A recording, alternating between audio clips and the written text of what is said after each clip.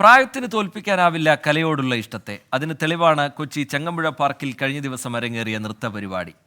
ഇടപ്പള്ളി നൃത്താസ്വാദക സദസ്സിന്റെ വാർഷികാഘോഷത്തിൽ നൃത്ത വിദ്യാർത്ഥികളായ അമ്മമാരാണ് പൂതപ്പാട്ടിന്റെ നൃത്താവിഷ്കാരം അരങ്ങിലെത്തിച്ചത്.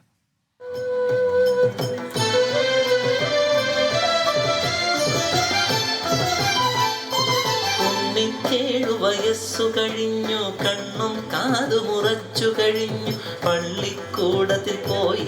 കുടുംബ പ്രാരാബ്ദങ്ങളും ജോലിത്തിരക്കുകളും കെട്ടുപാടുകൾക്കിടയിൽ കൈവിട്ടുപോയ കലയെ തിരികെ പിടിക്കുകയാണ് ഇടപ്പള്ളി നൃത്താസ്വാദക സദസ്സിലെ നൃത്ത വിദ്യാർത്ഥികളായ അമ്മമാർ.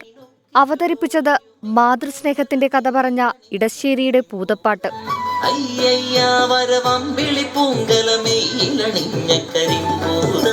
ഇതിലും വലിയതാണ് എന്റെ പൊന്നോമന, അതിനെ തരികന്റെ പൂതമിനി.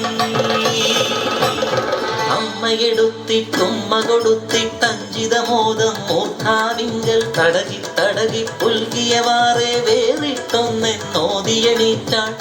തീയായും കാറ്റായും പേടിച്ചുലയ്ക്കുന്ന ഭൂതവും മകനെ വീണ്ടെടുക്കാൻ കണ്ണു പിഴുത് ഭൂതത്തിന് നൽകിയ നങ്ങേലിയും നിറഞ്ഞാടി.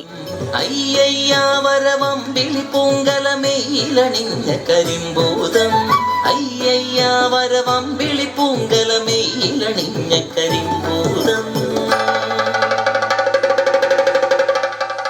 നൃത്തത്തോടുള്ള ആത്മാർത്ഥതയാണ് വേദിയിൽ കണ്ടതെന്ന് ഗുരു RLV മിഥുന ആദീഷ്. കുറച്ച് കഷ്ടപ്പെടേണ്ടി വന്നു, അത് ഇല്ലാന്ന് പറഞ്ഞാൽ കള്ളായി പോകും.